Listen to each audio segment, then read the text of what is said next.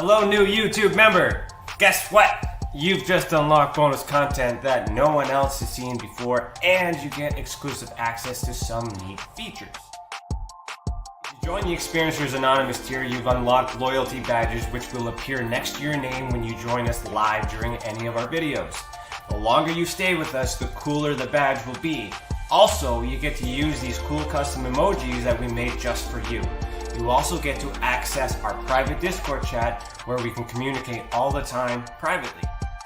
All you have to do is email us at admin@tessacan.org. Let us know you want in on the discussion and we will send you the link directly to Discord. This tier also unlocks early access to new videos, behind the scenes and blooper footage, as well as some exclusive videos made just for members. All that for $2.99 Canadian a month. If you join the unclassified tier for $4.99 Canadian, you would get everything I just said, plus extended footage of some of our featured videos, a discount to our merch store, and so much more.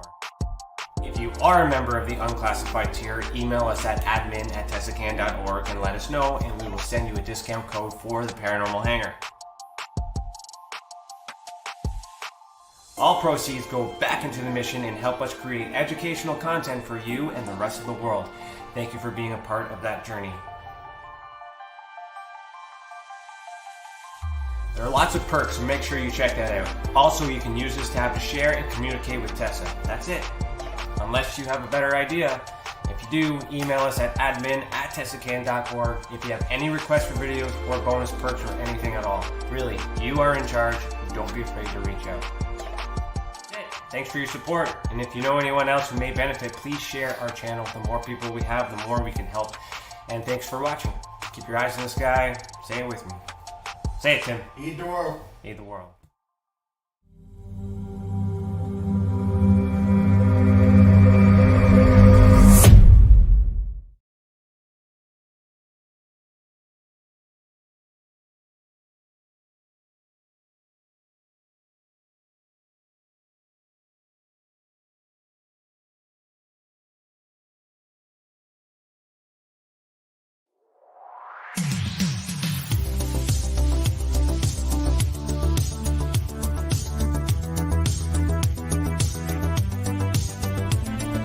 This is Lady Anne, owner of KPNL Radio and hostess of the Caravan Library of Lore, and I support TESSA. As an experiencer myself, I have filed my own reports with them, and the professionalism and heart they have shown my case goes above and beyond. If you have had an experience, I cannot recommend TESSA enough. Hi, this is Ernie Hudson, Winston Zedmore from Ghostbusters. I want to let you know that Brian Stacy, he's created the Experiencer Support Association, TESSA. You can check them out at www.tesacan.org. Now, they investigate paranormal, UFO, and provide support to experiencers. But you can check them out at, like I said, www.tesacan.org and see for yourself if they're really Ghostbusters. I can tell you this, they are a non-profit organization. Good luck, have fun, and keep it busted.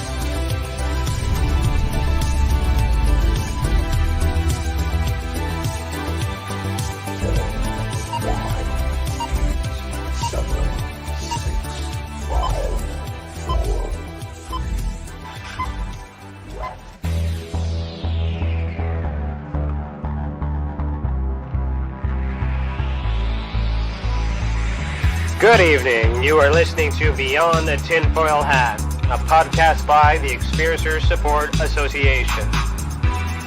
TESSA is a UFO, paranormal, and paracryptid investigation association. We investigate everything belonging to the global phenomenon linked to highly strange and unexplained experiences. We also connect experiencers with other experiencers, creating a safe, positive environment to engage and discuss this phenomenon without judgment, criticism, or retribution.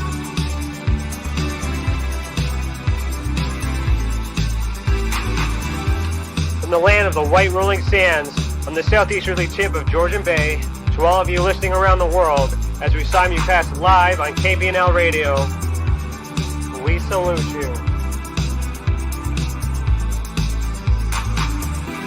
If you want to go back and listen to our previous episodes, go to youtube.com/The Experiencer Support Association. Do us a favor and hit that subscribe button and ring that bell to be instantly notified when we are live, not only for these episodes, but every single element TESSA has to offer. On our website, tessacan.org, we have something for everyone. We have support for experiencers, data for independent researchers, and places to advertise for professional partners.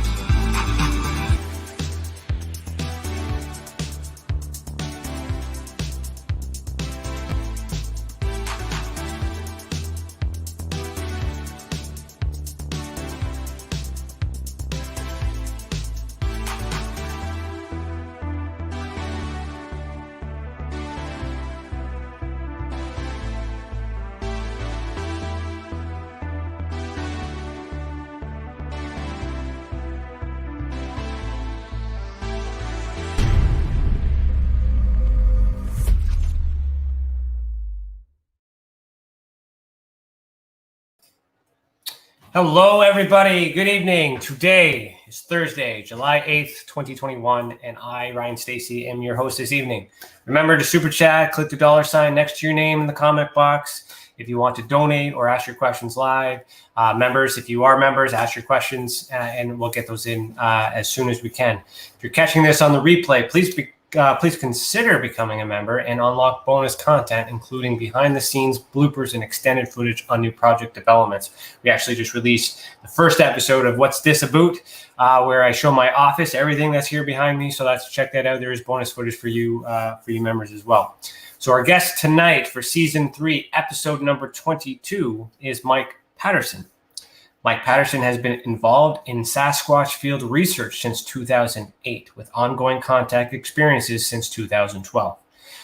Through the first-hand experience, Mike's Sasquatch truth shatters our current paradigm through contact from ancient people, helping us see the infinite multiverse beyond our limited perception. Mike has learned that Sasquatch are interdimensional ancient human types. He has ongoing encounters that continue to show up in his life. He believes Sasquatch truth is mystery and magic that exposes an infinite world of understanding for those open-minded to experiencing truth and reality as it's meant to be. Hope for the human race. Mike, put on your tinfoil hat. How are you doing this evening? And hold on one second, buddy. Your mic's off. There we go. Hello. Oh, hey, Ryan. Thanks. I'm happy to be here. Right on. Right on. So, hello everybody in the chat. Good to see you. So, Mike, based off your bio right off the bat, you are an experiencer. So, let's just start from the beginning. Like, how did that start? When was the first one? Well, they showed up in my life. I think it was around the age of 10, which was a traumatizing incident in my life that I described at the time as a bear. I'd been chased by a bear. That's what I told my family at the time. You know, just a little kid. We were up north in, where the hell was that again? Is a place called the Swiss Inn. I think the sign is still up there, but it's closed down long.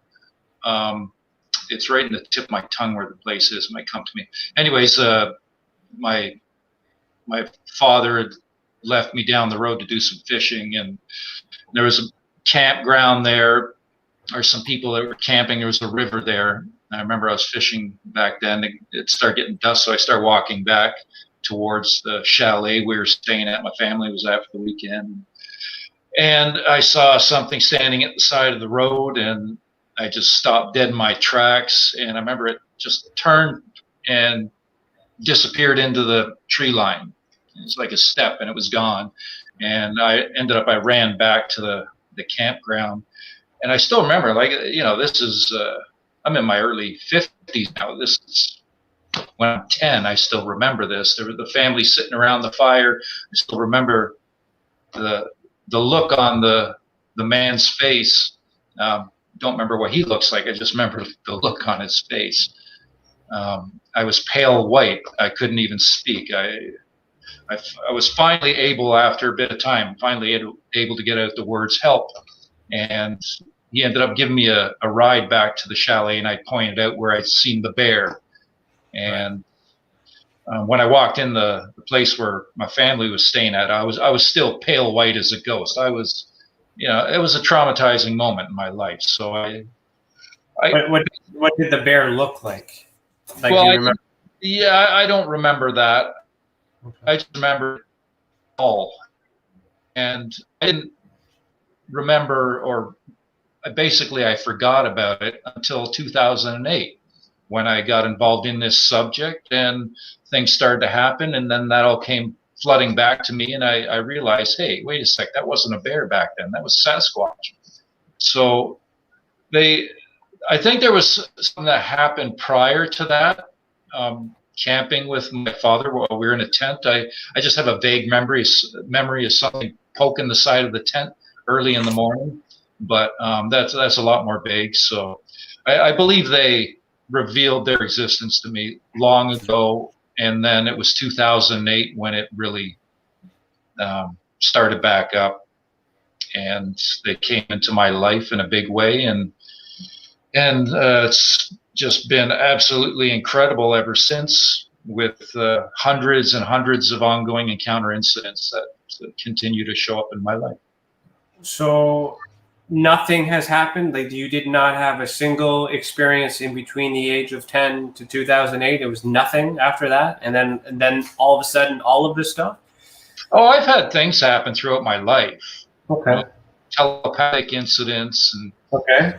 a little strange things along the way that happen. And I think to probably the majority of us who are open to it anyways, a lot of people would dismiss certain things and brush it off as whatever that may be. So let's talk about that. What happened? How old were you then? Is that the next memory? Is that the next thing that has happened, or after 10? Or no, I'm just saying, throughout life, there's little things that happen, dream incidents that are much more, or things like that, where things show up, and there's more to it than just a dream. And I've learned throughout my dealings with the Sasquatch stuff that I've been experiencing, they have that ability to make contact in the dream state. It's much more than a dream. It's very lucid. It's very real. It's palpable, and you tend to wake up instantly when it's over. And sometimes that can even involve physical contact. Just to give it that more sense of realism. Okay, interesting. So these dreams that you were having, though, that through this telepathic, were those Sasquatch that you were seeing in your dreams, or other entities, other beings, like we're talking paranormal, alien, ET, any of that stuff, or just strictly all this stuff happening with Sasquatch? Since the Sasquatch thing started, there's been numerous incidents where I've met several of the family that I've been dealing with, Nefertiti's family, that have shown up that way. But there's been other things that have happened, in my life, but that's not something I'm really here to talk about. I'm here to talk about Sasquatch for the most part. All right, well, let's talk about that then. What do you want us to know? So our audience would be very new to the Sasquatch interdimensional topic. So let's dive into that. Okay. Any particular questions you have? How it works, right? Yeah, no, exactly. And I appreciate you've done this 100 times and a million times, if anything. And so this is a new audience too. So the best thing for us is just tell us an experience. Tell us the most convincing experience. So you mentioned in 2008 is when things just kind of spilled out, the floodgates were open. So what happened then? Let's start there. Well, it was back in 2008 when this happened. Before that, I was spending a lot of my spare time in the woods with a photography equipment, just searching out wildlife. I love nature, love wildlife. So my time off, I'd be in the woods for the most part by myself. And and it was I think it was October 2008 when it all fired up. But before all that, I started getting into this subject. I'd had an epiphany while I was in the woods to start searching for Sasquatch, and at this point, from what I've experienced, I believe that it was a nudge from the Sasquatch themselves. They are a people. They're not animals, as so many people involved in the subject like to assume that they're an animal. No, they're not an animal. These are people. They have language, and they have abilities beyond our understanding. So it was back in 2008. I'd made a comment on some video, YouTube video, Sasquatch thing, and somebody ended up contacting me, asked me if I wanted to go to a location where there was previous activity. And I was all over it, said sure. So we're back and forth for a little bit. And I think it was about a month later, he contacts me again. He said, well, hey, you want to go? And I said, okay, let's go this Saturday, which was October 25th, 2008. So we ended up going into this location, which I was really skeptical about. I'm a skeptic first. I'm very logical, even though what I talk about is beyond comprehension for many folks. But this comes from experience, right? But as I mentioned, I'm a logical person. I got a head on my shoulders, and a good head on my shoulders. I like to think things out. So I ended up going to this location, which was north of Toronto, and it was about I met him up about it was about noon, and it was about 4:30 in the afternoon. He'd been showing me the ropes a bit and walking some trails, and it's about 4:30 in the afternoon. He picks up a fist-sized rock, walks up to a pine tree, and smacks it a few times. Drops the rock, and then almost instantly, I hear this. It's like it was a very hollow, gorilla type chest pounding, and it was a triple chest thump. That sounded like, and it was very odd sounding. I know I'm pretty good with my sounds in the woods, and this just stood right out as something odd. And right away, I just kind of put my arm up to hey, let's be quiet and listen for a sec.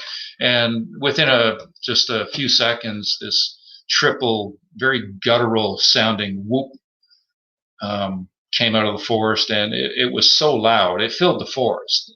And I remember at that time thinking it sounded like it could speak English. Like, this crossed my mind even back then. And even without the visual, hearing this up close and personal, you understand exactly what it is right away. There's no doubt in your mind what it is. I knew it was a Sasquatch. And right then my life changed. That was it. Just a defining moment, flipped my life upside down. I knew what it was, and we sat down the ground. I remember it was drizzly, it was overcast, and some lady had come walking around the trail, walking her dog, and she had this scowl look on her face. I'll never forget that. And we didn't say anything to her. She just, because she heard it. She was closer than we were, right? And then it was after that, but it's running through your mind 24/7 from when you wake up till you go to sleep. When something like that happens, it's just unbelievable. It overtakes your mind.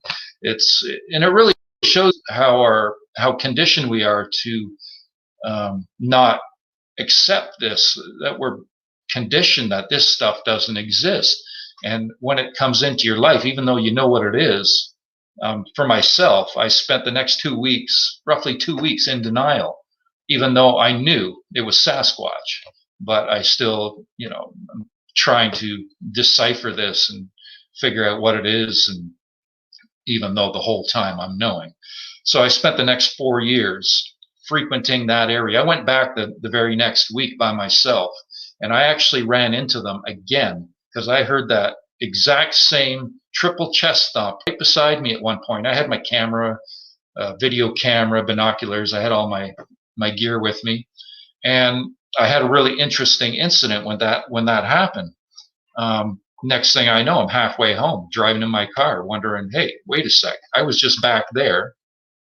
What am I doing here?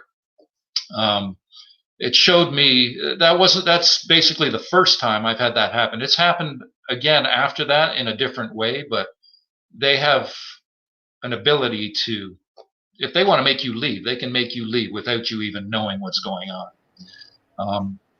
They have different ways of making that happen. But so after that, I spent the next 4 years frequenting this location and surrounding locations, and had numerous incidents throughout those 4 years, which at this point seems to me basically like it was training for something much bigger that was coming, that would land in my lap 4 years later, when I was told about a friend of mine now, who's now a friend. I didn't know him before this, and I was invited up to a cottage up in the Kawarthas, and to investigate for purported Sasquatch activity.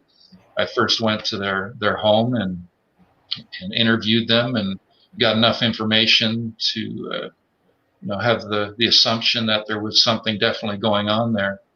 So the first 4 years were very interesting, with different experiences in different locations.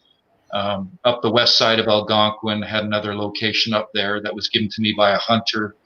Found a great camping spot up there just outside the park jurisdiction, and had some incidents happen there. Visits to camp and wood knocking and banging on vehicle, and there was a few things that happened up there as well. So there's been incidents and approaches happen throughout the years in different locations, and it's given me enough to understand what to look and listen for. So then it came to the point where, like I mentioned, I was invited up into the Kawarthas, and that's when things got real crazy. So what happened in the Kawarthas?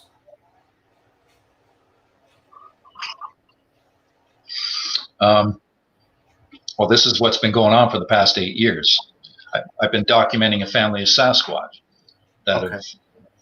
And this family moves as you move, or are they traveling? Like, is it the same family in different locations, or like how? Because you mentioned up north at one point. You mentioned Toronto, then you mentioned Algonquin. Now you're mentioning Kawartha Lakes. Those are different areas within Ontario. So I think they're all different families. Okay. I can't say that 100%, but I'm quite sure. I'm pretty confident they're all different families. I have activity slowly building here at home too. There's been things happen here with vocalizations in the backyard. I've been, there's things that happen that I've learned to watch, listen for, as I mentioned, and the way they operate, how they interact with humans, their behavior is something that I've learned through using audio recordings, putting out my audio recorders. I've done that since basically day one, since I got involved in this. Well, not back in 2008 when I first went out, but pretty much shortly after that, I've been putting audio out every chance I get. Every time I go up to the Kawarthas, I've recorded every night there. When I've gone up Algonquin area, I got my audio recorder out. Whenever I'm in the woods and I'm camping, my audio recorders are out throughout the night.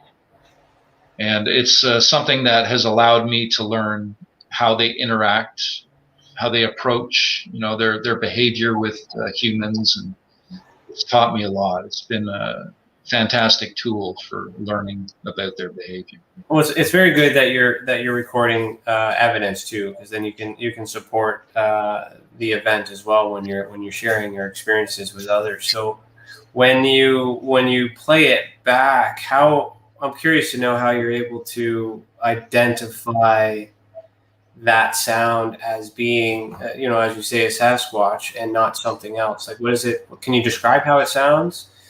Like, how do you know if you're not, or are you seeing it at the same time you're hearing it? Just kind of give me a visualization. No, visuals are quite rare, actually, and they've been rare for me throughout this. although there's been physical contact many times. I've been, tapped on the shoulder, poked, or pat in the head, or even had I believe it's a hand cover my face while I was sitting in a chair, which tells me of their invisibility. There's been as much happen inside the cottage that I visit as outside, basically at this point, which shows me their and visits at home, indoors, which shows me their interdimensional aspect. There's been we've done a lot of, I guess, not experiments, just things that develop throughout the process, like written communication. We've developed that over the past 8 years. I'm at a point where when we go there, I got a chalkboard and a sketch pad. I'm asking questions and getting written responses in multiple languages. As far as the audio is concerned, what to listen for in that, when they vocalize, it's pretty easy to distinguish, and they tend to gravitate to my audio recorder. So they show me all the time that, hey, we know your audio recorder's here, and we know what it does. They know what all the equipment does. Cameras, video cameras. They know what everything does. So you mentioned they're people, so they have a language, right? So are you able to understand what it is that they're saying? Like, have you learned their language? Do you know what the sounds mean? No, there's a language barrier there. Although I've had the experience. I've had the experience where I have been shown something with words that were not verbally spoken. They were felt, but there's a clarity that comes with that, no doubt. So it kind of showed me that they may understand all language. As they've mentioned, I asked them, what language do your people speak? And they wrote all. I don't know if that's an individual thing or throughout their people as throughout our people too, right? But that one incident gave me this indication that they go by feeling, energy, and it's very palpable and leaves no doubt. There's clarity that comes with it that it's absolutely incredible. So as far as language, like I have all kinds of audio where they're speaking in their language and they're also speaking in English. Okay. What did they say in English then? Because you can understand that. Yeah, the talking is not fluent. They're very, they're not speaking long sentences. They're very abrupt in all their actions. They have a tendency to love the element of surprise. So anytime they show up, 100% of the time, it's unexpected when they do whatever they do.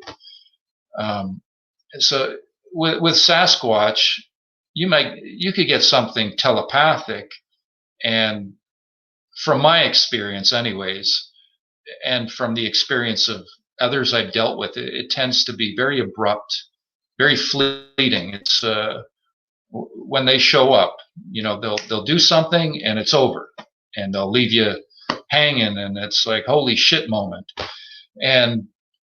But maybe they'll come back in another half hour. Maybe they've never left, or they might do something an hour later, 2 hours later, 3 hours later. They might do a half a dozen things in a night, 10 things in a night.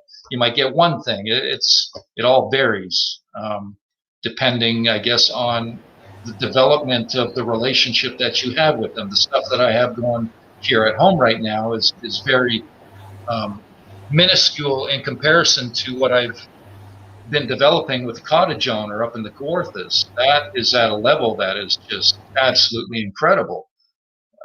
When we get together, there's things going on there. It's basically another Skinwalker Ranch minus all the violent stuff, with the wildlife and that. It's minus other things too.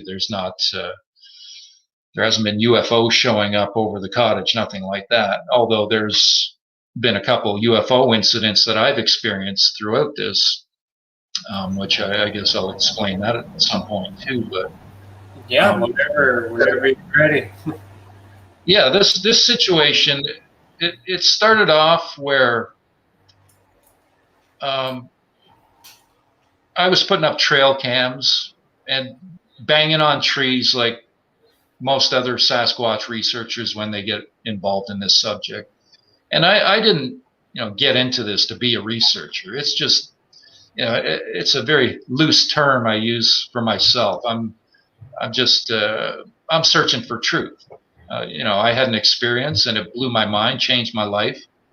I realized something, there is something out there, and likely a hell of a lot of other things that are unknown, that have been hidden from us, that are being suppressed from us as a human race, by who's ever's pulling the strings in the background. But there's things that I've experienced, like I said, this has changed my entire perspective on reality. I don't look at the world like most people do. Very detached from this this system that we're all subject to. I see right through so much manipulation and lies, and government is just completely corrupt, and it's when you have all these experiences, it makes it very difficult to keep going through the motions of being part of this reality, and feeding the system with some bullshit 40-hour work week, and just feeding into it, right? I'm pretty fed up with it at this point, because of my experiences and the transparency of everything that I can see through all the manipulation and lies going on around us, and the use of mainstream media, being utilized to push a narrative, and so much lies and manipulation, and this is part of the experience, that it really exposes that, and changes one perception of what's really going on in this world. Mm-hmm. No, I can appreciate that. Like, especially like I myself am an experiencer too. So like, and of course, like this podcast is investigative style, and more so for not just for the audience, but for me too, to understand. I'm looking for things that resonate with my experiences as well too. That's why we do this, because we want answers. Something happened. It could be a bunch of things, but we're all smart and educated in many ways to know that it's not normal. So, and then the more you look into it, you start to unravel more things that aren't normal, and then we turn to the government, who we think will provide these explanations, and then like recently on UFOs, they don't know anything. So like, we're kind of we're the experts, the experiencers, because we know what we saw, we know what we felt, but we're trying to interpret what it may be. And you're pretty confident that it's a Sasquatch. Now I'm a little confused, because from my from my understanding, a Sasquatch specifically refers to like an ape-like animal type creature. But you said that they're people. So when you say that they're people, are they hairy people that look like, and we're just confusing them as animals, or are they not hairy at all? Like how does that define people when you say that they're not people, and yet you're a Sasquatch? Yeah, they are a hairy people. If you go through encounters that people have had, for the most part, people are going to say that the face, it looked human. There's hunters that have stared at them through their scopes and could never pull the trigger because of how human looking they are. Yeah. It's they're different. They're just different than us, right? They're not Homo sapien, but they are part human. I've asked them this through the development of the written communication that's gone on. I said, "Are you human?" And they wrote, they put a Y/N, yes and no. They used to write yes for a lot of their responses, and for the most part now it's a Y, because they're very efficient, right? So they say as little as they need to get a point across.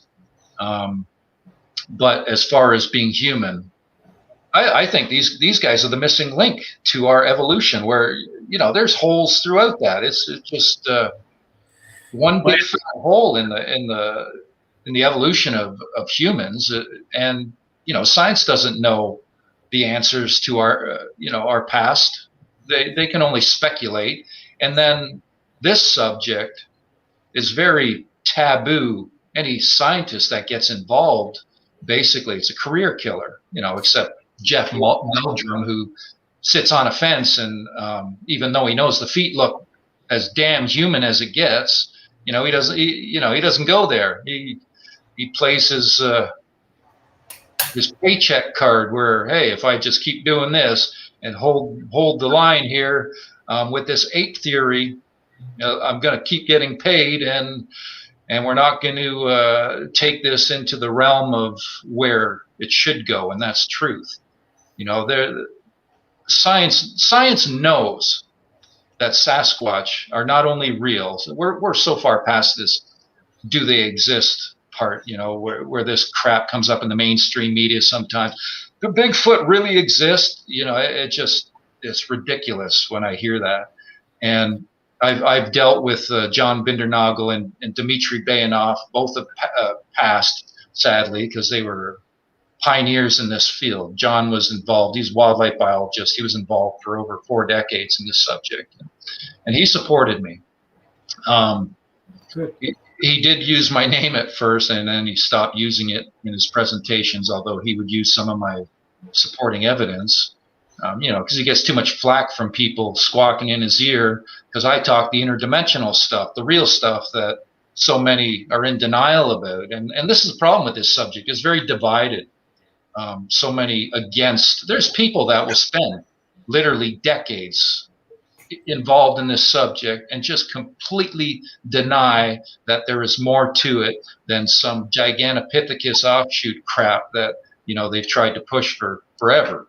And you get these shows like Finding Bigfoot, where they're just acting like a bunch of whatever, banging on trees and doing all this crazy stupid stuff out in the woods, searching for an ape that can hide real well, when they full on know that there is more to it, that there is a paranormal aspect to this subject.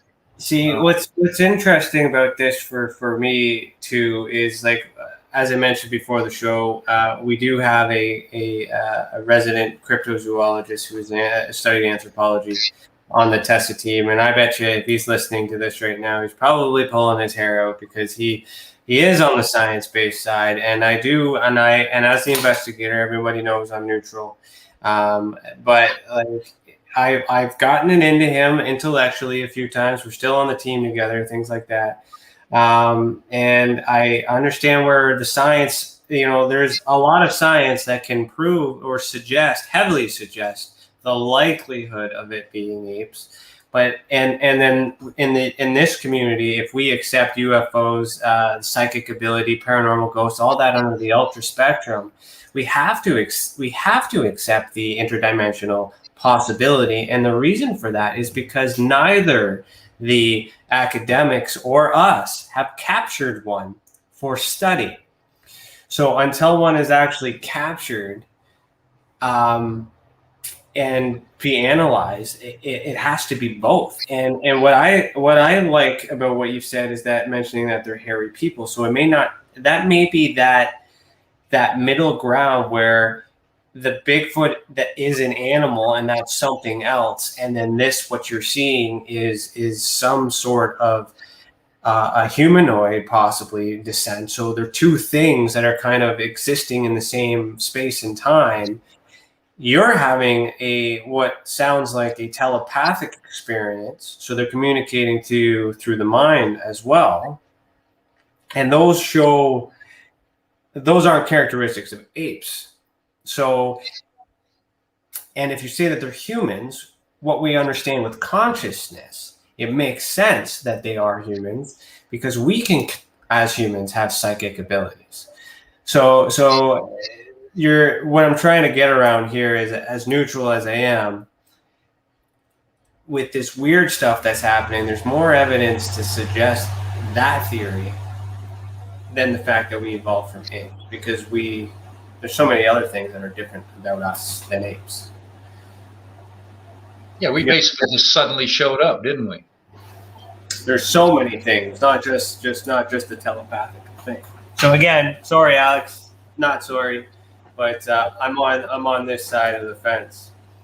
Yeah, Okay. and when you get the people like that pulling their hair out when we're talking about the interdimensional stuff, they don't have any experience, and they've never had the experience of it, and that's why they're doing that and acting that.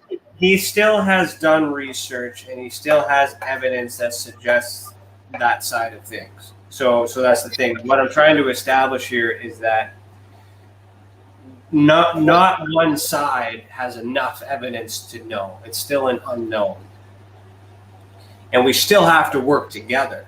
There shouldn't be, like you said, like that guy stopped saying your name because he was getting flack. There shouldn't be flack. It's an alternative theory. It's an alternative idea, and there's certain parts of your experience that could be accepted in the academic community under proper conditions. I don't look at it as an alternative theory. I look at it as a denial by science to accept what truly is. There is more to this world than this, what we can touch, see, hear, feel, taste. Consciousness, they're realizing consciousness is all connected. Everything is connected. It's not an alternative theory. It's a denial by science to even open the door to questioning and being more accepting. And it's just, they basically shut the door on anybody that speaks of the paranormal. And that is not science. That's pseudoscience. That's crap. It's not science. And this is what's been the problem in this subject, because there are so many witnesses seeing the paranormal aspect. And since I've been involved in this subject, I have watched this Bigfoot community do a 180 with growing numbers that are bearing witness to these paranormal aspects of their existence. And there has been visuals. So there are visuals. So, we do know they're Sasquatch. They're the evidence that I've witnessed myself. It's a mountain of evidence, and I've presented a mountain of evidence. And like I said, I've had the support of both John Bindernagel. Dmitry Bayanov was the director of science for Darwin State Museum in Moscow, involved in this subject since '64. He sadly passed a heart failure. It was a couple years back now. And he contacted me because I spoke of the paranormal aspect, because he knew. He knew that I was speaking the truth as soon as I started talking about that. And so science does know this. I was asked to, basically keep my mouth shut and not talk about that, keep a lid on it. And I refused. I said, no.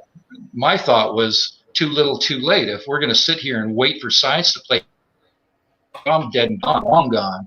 So my thought was give it all to them and let them sort it out after the fact. Well, so you're an experiencer. You're an experiencer. You've seen it. You've had it. You felt it. So there is no need for you to explain it. So why bother pursue in that academic part of it? Why push when you know there's challenges? If you know. You know why I do this? I do this because I hate the way the world is. I can't stand the status quo.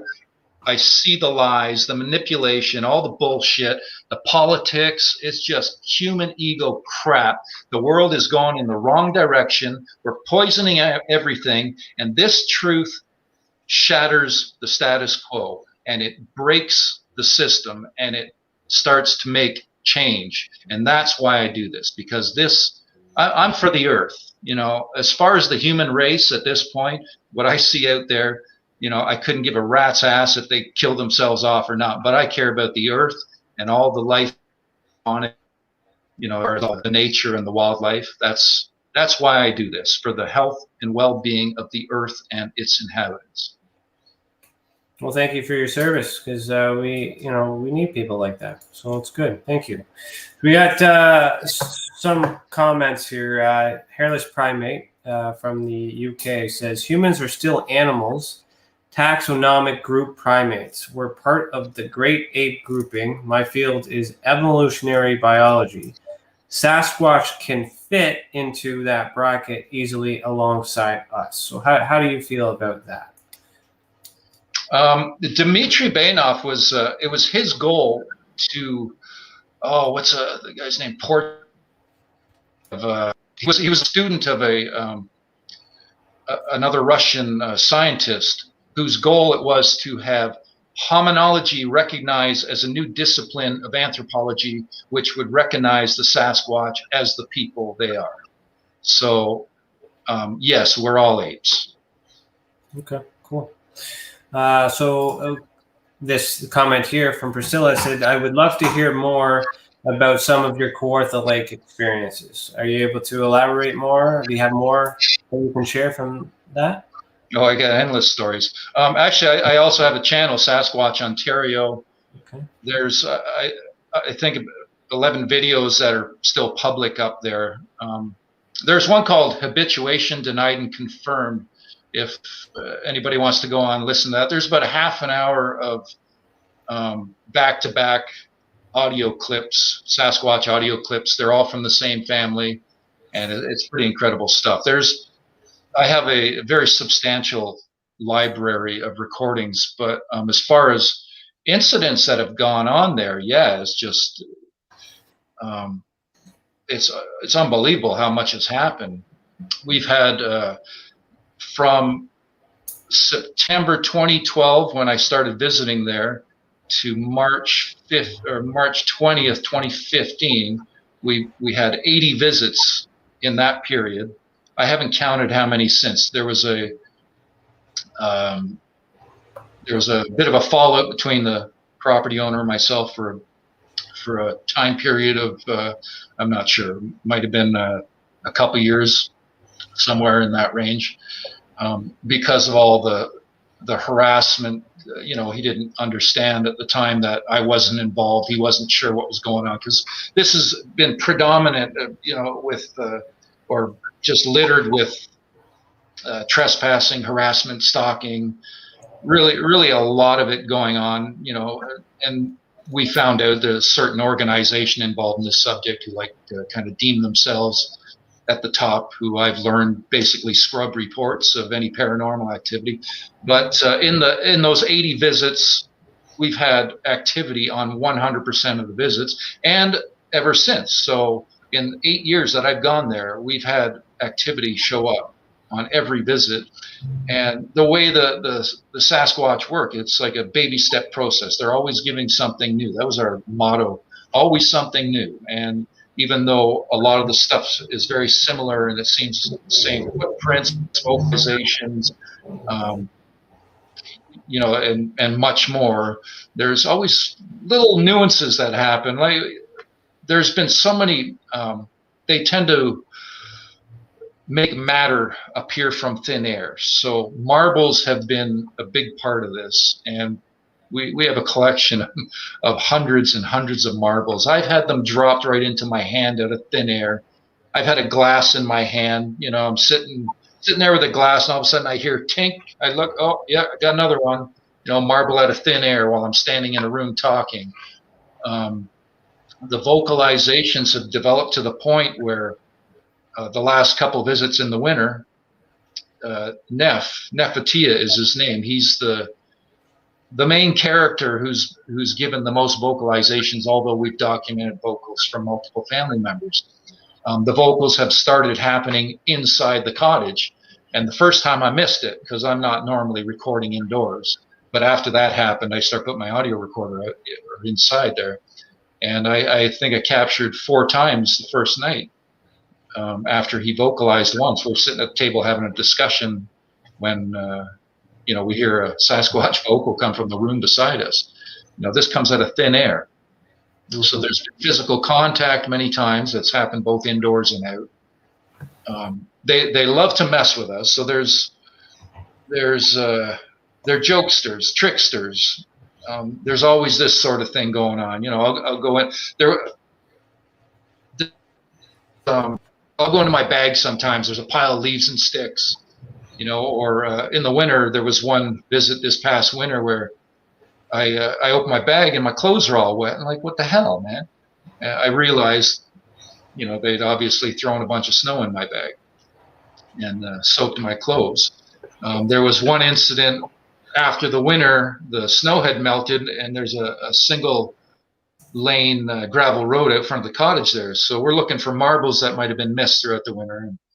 And I remember there was this stone, you know, it was about yay big, and it had this red mark on it. And I don't know, maybe it was jasper or something. I don't know what it was, but it was in a piece of granite and it was pressed into the road. So I pulled it out of the divot in the road and I looked at it. Dwayne, the cottage owner, he's up the road looking for marbles. There's nobody else in the cottage. It was just us there. He didn't know what I was doing. I looked at this stone and I put it back in the divot, put it back into the road. And then I walked from there into the cottage and I go into my camera bag, and there sitting on top of my camera is that same rock that I just pulled from the road. So little things like this happen all the time.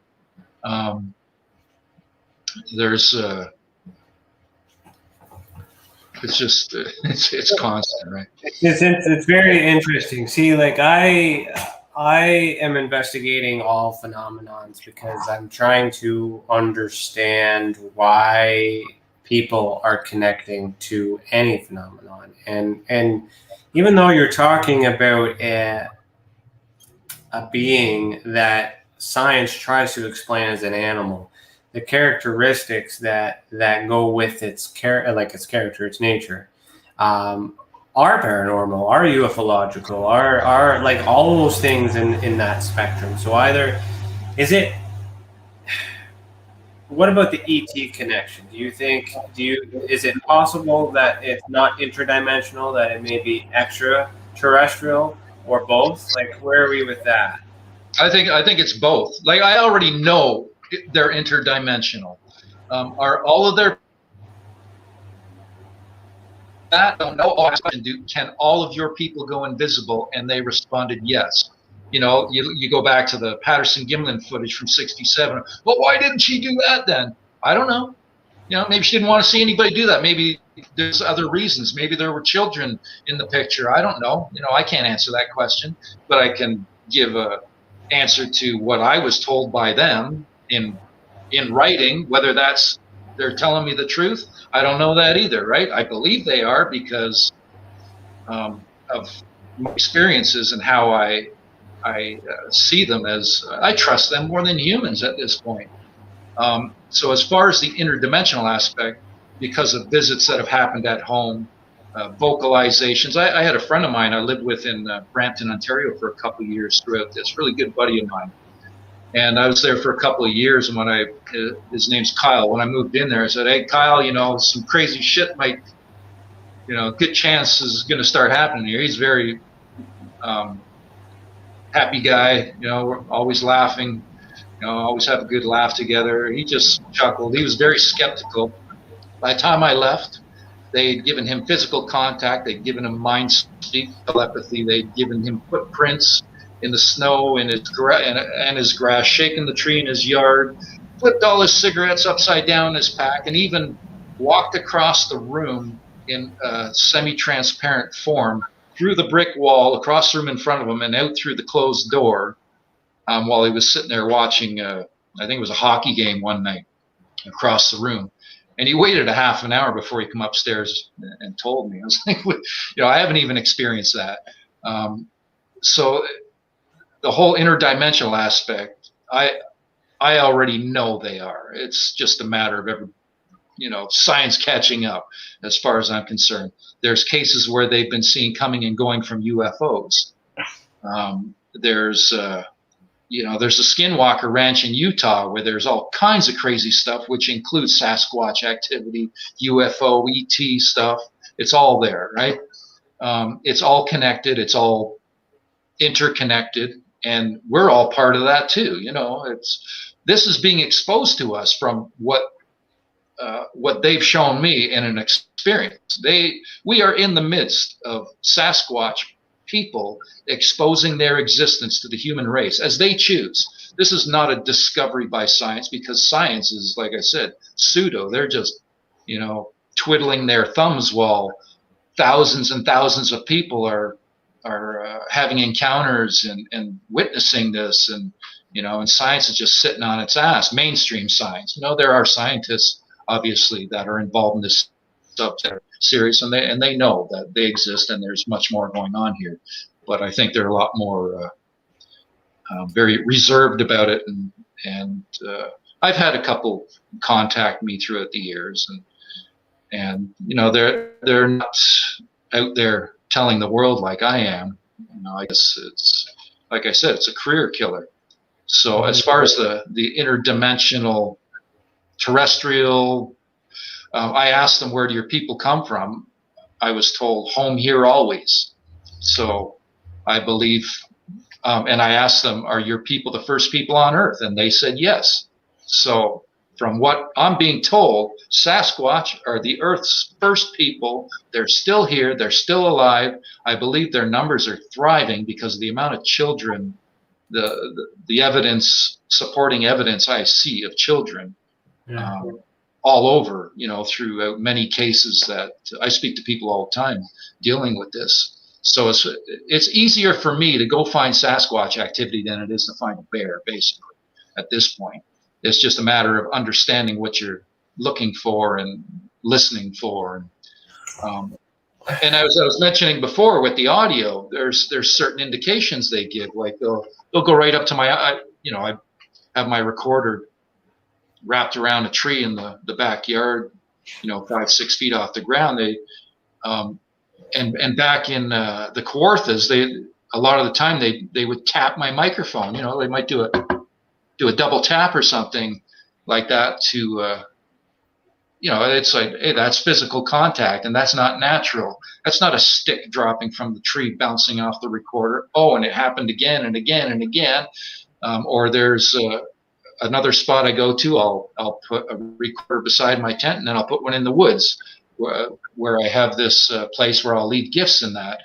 And I don't know they're there much of the time until I get home, play the audio back, and I hear crack, snap, rocks clacking, all right at the recorder, just blatantly saying, hey, we're here. No vocals, not giving their voice, but they're, this is something that they do. This is part of their behavior. They're very, very reserved and very subtle for much of their activity, or they can be completely blatantly open about it.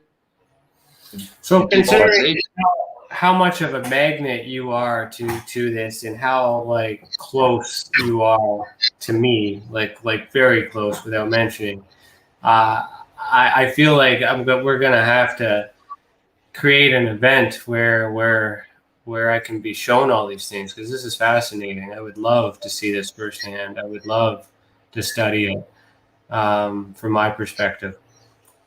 So before we go to commercial break, Michael, Corey Hall has asked a question. What is your opinion on Dr. Matthew Johnson? I don't know who that is. So if you know who that is, if you could provide. Oh, I know Johnson. Oh, yeah. He has been very nasty towards me, accusing me of hoaxing, and has even created web pages against me. I caught him lying. He was banging on trees when I was making the interdimensional claim, and then he flipped the switch there, apologized to a bunch of other people, but not me. So he's been very, I don't like him. I'll put it that way. I don't like to speak about negative about others involved in this subject, but he's one who's been a real a-hole to me. So yeah. Hey, people don't like me either. You either love me or hate me, right? So any press is good press, though. At least he's mentioning your name. No, I don't care about that. I don't care about the press or whatever. This is just the truth that I'm trying to express. It's not like I want to be on television. I can't stand the television shows on the subject. I think they're all, again, they're behind. I used to like them too, and then I just watched the Stephen Greer documentary before we came up here as well, which we talked about before. So let's and Angela That says was good. What's good, and we should talk about that when we come back. So before, let me just say my little thing here. So we will pause right here, but we will continue after a message from our professional partners. Also, if you're listening to this live on KPNL Radio or a future podcast, head over to youtube.com/The Experiencer Support Association to see the video that goes with this audio. Remember, you are listening to Beyond the Tinfoil Hat, a podcast by the Experiencer Support Association, and we will be right back. Ryan is one of Canada's leading new UFO investigators. He conducts and oversees UFO investigations on a constant basis and was really taken by his research. He's compiled a tremendous amount of data regarding UFOs in Canada. And just as interesting, he really goes over how UFO investigations are done and what are some of the mistakes that people make when they submit evidence. Note for starters, don't edit your videos or photos before you send them. If you want to hear more follow-up conversation between Ryan and myself, you can go to richardolanmembers.com, where we have a candid conversation on ufology, the paranormal, and more. And remember, while we learn and grow and search for the truth, let's be good to each other.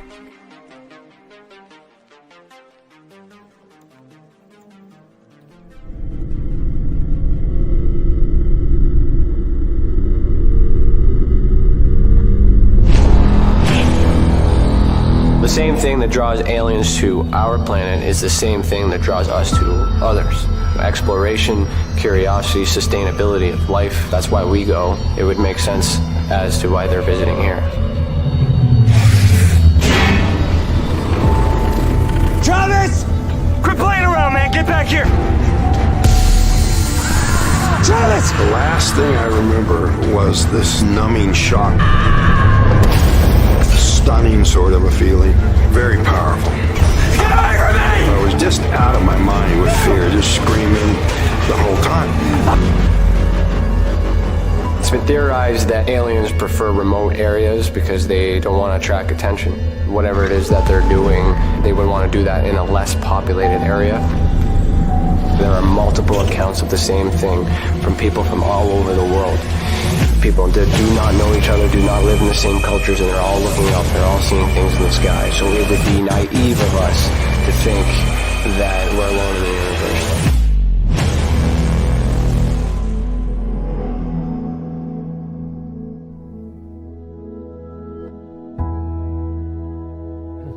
My mission is to assist and help those experiencing this phenomenon in such a way that they're able to continue and live with it, and also in a way that it can be measured, quantified, and reinforced within today's society, so that way it can be accepted and no longer viewed in a negative way.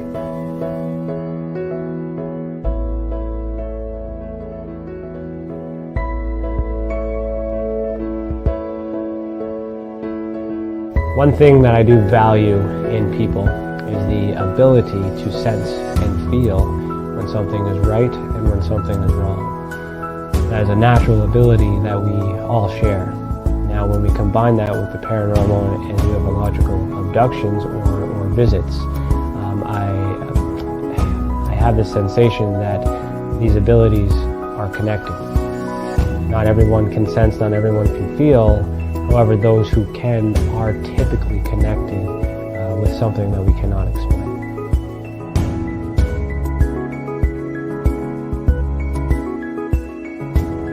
And part of the research is not just to investigate the experience, but it's also to understand and study the experiencer to find out what they have in common with other experiencers, to try to figure out what the actual makeup is in order to be on that spectrum. There's a lot of it happening all over the world, and I do not know of any other study that is focusing on the individuals as people, only the phenomenon. Welcome back. You are listening to Beyond the Tinfoil Hat. If you're enjoying this episode so far, please consider becoming a member of our YouTube channel or send us a super chat. Your membership will get you bonus content like exclusive videos, and it will help us reach our goal of launching our training center, which is the Interstellar, the Academy of Ufology and Paranormal Studies. Also, if you have ever experienced an unexplained event involving the paranormal, UFOs, extraterrestrials, dogmen, or any other paracryptid, head over to tessacan.org/reporting system. The more reports we get, the more we will understand the phenomenon and how it affects our people. Let the others who have already reported be that example that proves we are making a difference. If it wasn't for these reports, we would not be able to do what we do, and for that, we thank you. So, still here with Mike. How you doing? How you doing, buddy? Good. I just wanted to show you something here. Sure. This is that's from April 2013, and this is the same individual. Is now 4 inches bigger, that footprint. These are both cast in snow.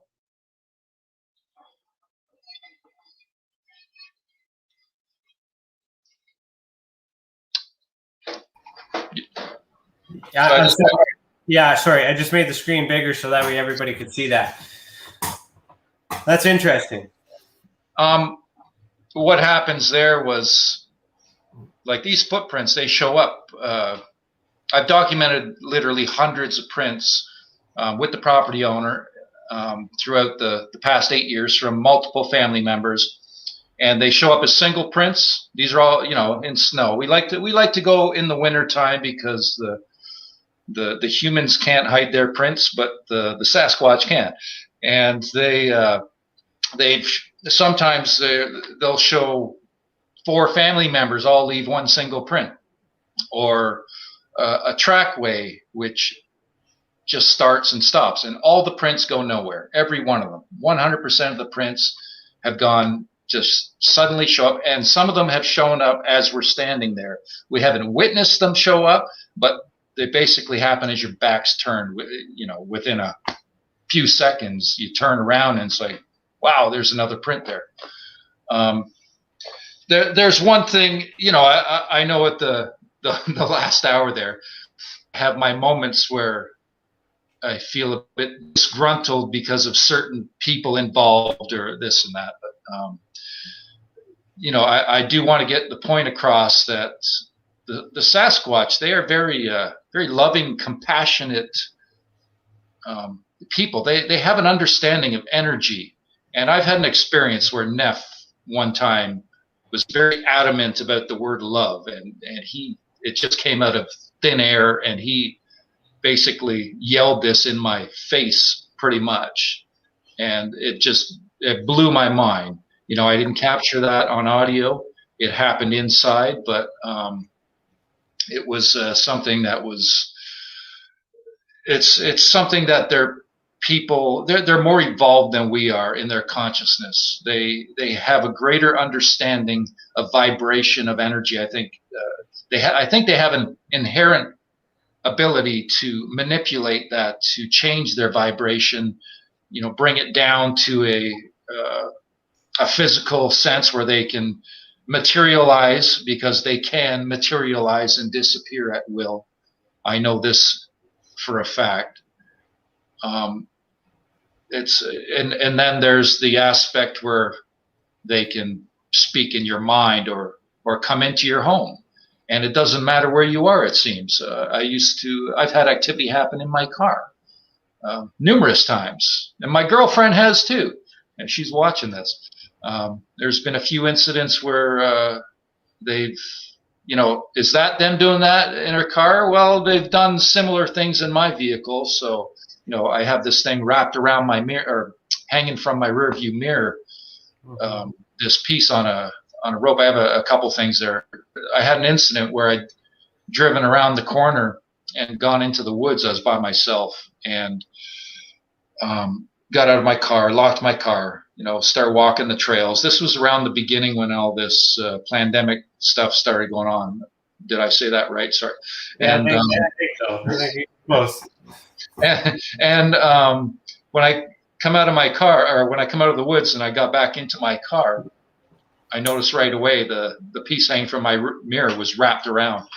And I've had it happen before, and I've had it happen since. And I've tried to, I've jumped on my brakes, I've hit it with my arm, trying to make it wrap around the mirror, and it's never happened. I can't do it right. It's happened while I'm in the car even. And then this has happened also to my girlfriend Jen, this thing being wrapped around her car mirror. And we actually both had an incident together here behind my house, or behind where I live here. And we were standing out there. My landlord had he texted me one night or one afternoon. No, it happened about 7 o'clock at night, and he told me he heard two, obvious wood knocks, a couple of obvious wood knocks in the back. So I thanked him, and I told Jen, I said, I got to go back there at some point tonight, just out of respect, because I believe there was a reason for those wood knocks. And we went back there I think it was about 1 o'clock in the morning. It was a really dark night too, and there was a lot of wind. I was mostly up in the tops of the trees, and it's funny because when this incident happened, it was like everything had just calmed down just for a brief moment. And it was about, we walked back there without flashlights, let our eyes adjust, which we tend to do a lot, try to use flashlights as little as possible. Not for the sake of the Sasquatch or anything, just for the sake of our own selves, to allow our eyes to adjust and see better in the dark. And so we walked back there, and we're standing back there in the woods, and suddenly I hear this. It's like a knock, knock, knock. And what was funny is it's something I used to do in another location a dozen years ago. This sequence of knocks. Not around here either. It was so I heard this. It was clearly in my ear, and at this point now I wonder if it was physically in the woods happening, or if it was a telepathic thing. I don't know.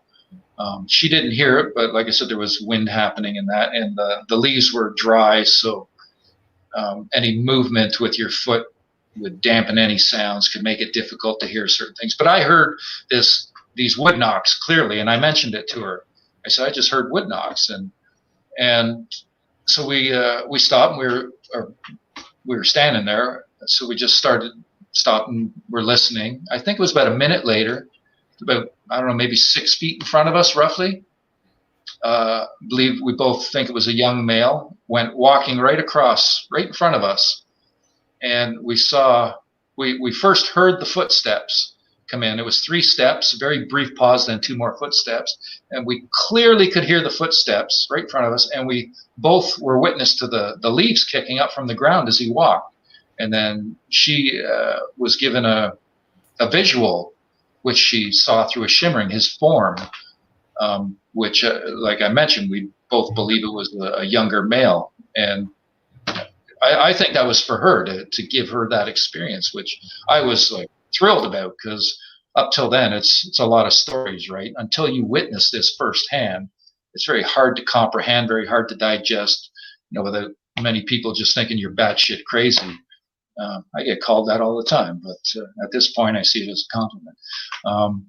It's always nice when somebody else, especially somebody you're with, and when it happens, when you're together, it's a vindication of what you've been saying all along. So multiple. Yeah, that's the thing, right? Like that's why I asked you earlier, why pursue it any further if you already have contact, you already believe, but you want others, you believe it must be happening to other people too. So why do you think they're communicating with you? Like, have you ever been out there with any individuals and not made contact?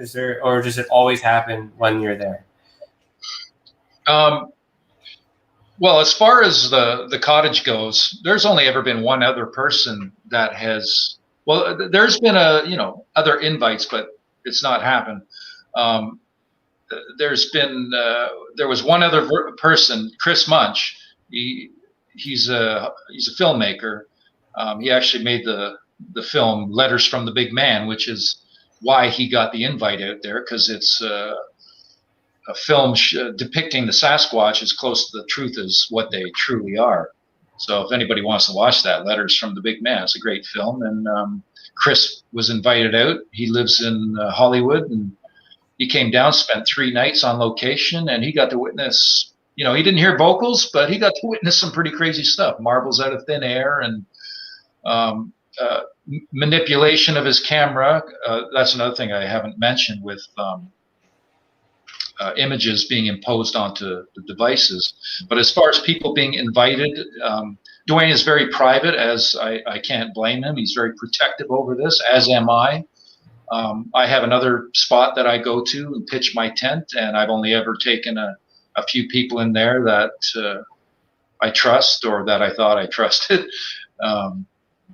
So I'm very protective as well about who I take to certain areas. I have other areas that there's been activity, and I have no problem, going there with whoever. It doesn't matter. Will anything happen? Who knows? I never have any say or jurisdiction over that. It's always up to the Sasquatch. You mentioned it was like you and one other person, or it's like small crowds. Do you think, like, if it, with your research, your understanding of how they are, would allow a larger crowd, scare them off? Like, is intimate like the ideal? Like, people have been staying with large crowds, like human beings do. So. Yeah, I'm not into crowds. I really, no, I don't like crowds.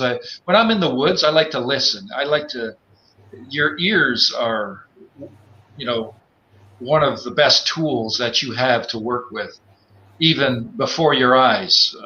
What I hear is very important to my research, what I'm listening for, because they have an ability to move completely silent. They could be standing right beside you, and you wouldn't know it unless they allowed you to know. And this has been shown to me time and time again. As Dwayne and I are standing outside, and suddenly, I get poked in the arm and say, "Oh, Neff's here." And there's always the one incident that I always chuckle about, because we were out there one night and he's questioning me. "Are you sure?" I said, "Yeah, man. He just touched me. I know he's here, man. He's here with us. You sure?" And then he was wearing a baseball cap, and suddenly it just went flying in the air off his head. So, "You believe me now?" Right? So that was kind of funny, but So how do you know that's not poltergeist? How do you know that's not paranormal activity? How are you so certain that was him or it? What is it? What sex is that? Is it a male? Yeah, and he is now 25 years old in human years. Another thing, I asked them about their age. I said, "How long do your people live in human years?"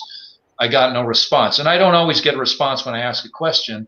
And sometimes it's maybe in just the way I ask it. I change my questioning and I ask, "Do your people live longer than 200 human years?" And they responded yes. That could be the language barrier. Maybe they can only answer, they've learned the basics, yes and no, right? Well, what was interesting? Oh no, their intelligence is highly underestimated. What was interesting though, when they wrote the age of 25 for Neff, they first wrote 48 and rubbed it out.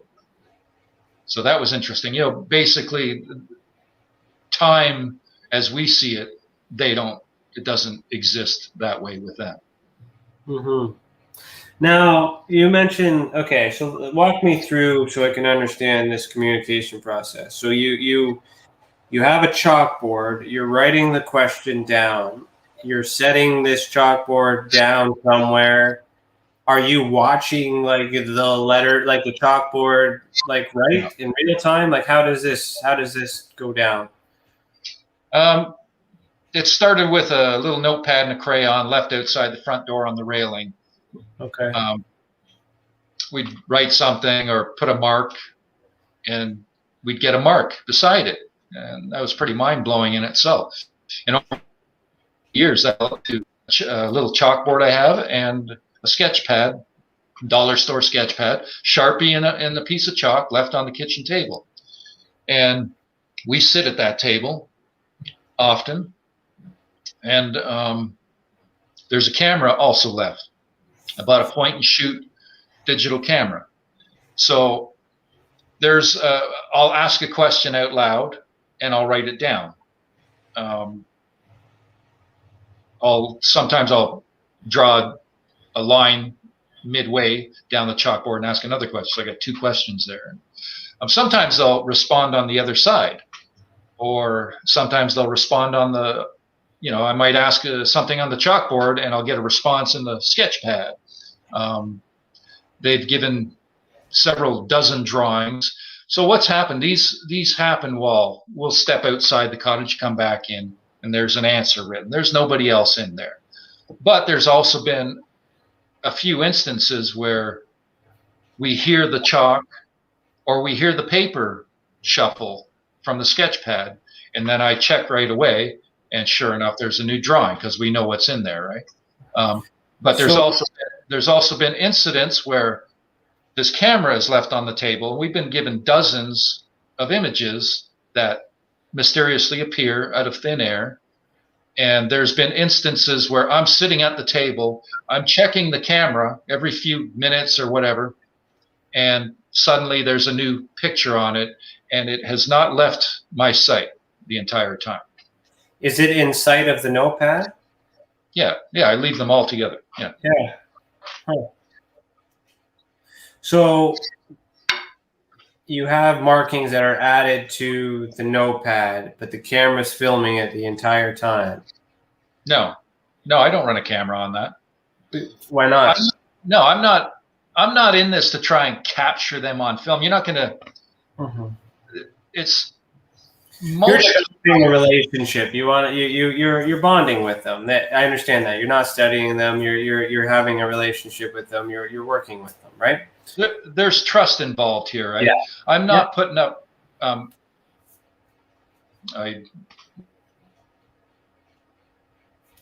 don't know what happened there. You might have paused.